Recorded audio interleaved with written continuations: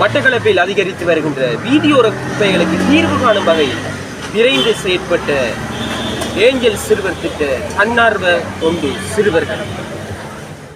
எனது மாவட்டம் ஆரோக்கியமாகவும் சுத்தமாகவும் இருக்க வேண்டும் என்ற துணிப்பொருளில் தான் இந்த துப்புரவு பணி எங்களுடைய சமூக பணியாக முன்னெடுக்கப்பட்டிருந்தது.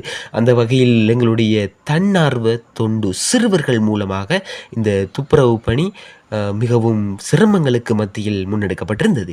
அந்த வகையில் எங்களுடைய துப்புரவு பணியானது மயிலம்பாவளி பிரதான வீதியில் அமைந்திருக்கின்ற ஞாயிறு சந்தை நடக்கின்ற இந்த பகுதியில் தான் நடைபெற்றிருந்தது என்பது குறிப்பிடத்தக்கது.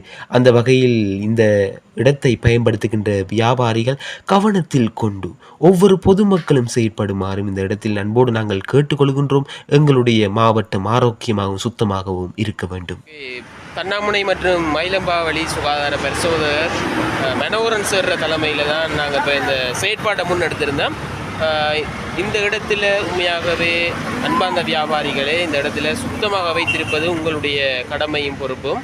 தயவு செய்து கவனத்தில் கொண்டு உரிய முறையில் இந்த குப்பை தொட்டிகளில் உங்களுடைய குப்பைகளை விட்டு செல்லுமாறு கேட்டுக்கொள்கின்றோம். வெவ்வேறாக பிரித்திருக்கின்றோம், அதை அவதானித்து போடுமாறு அன்போடு கேட்டுக்கொள்கின்றோம்.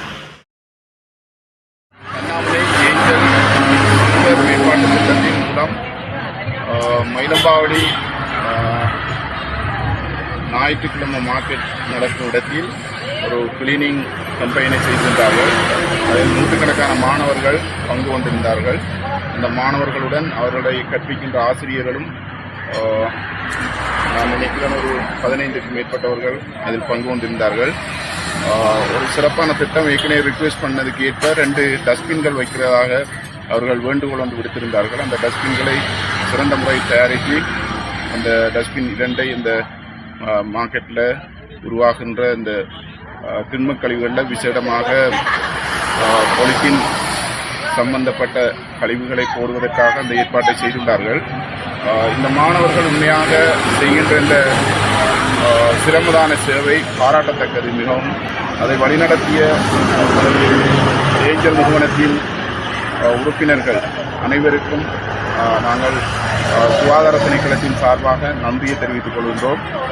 இதே போன்ற திட்டங்கள் பல நடைபெறும் போது எமது கிராமத்தில் அதிகளவான இந்த குப்பைகள், விசேஷமாக தேவையில்லாதவர்கள் கொண்டு வீசும் குப்பைகள் வீதியோரங்களில் காணப்படுவதை நாங்கள் இல்லாதொழிக்க முடியும். எனவே இது போன்று பல இடங்களிலும் இவ்வாறான திட்டங்கள் நடைபெறுகின்றது. இந்த திட்டங்களில் செயற்படுகின்ற மாணவர்கள், அவர்களுடைய பெற்றோர், அதே போன்று அந்த திட்டத்துக்கு பொறுப்பாக இருக்கின்ற உத்தியோகத்தர்கள் அனைவரும் ஒருங்கிணைந்து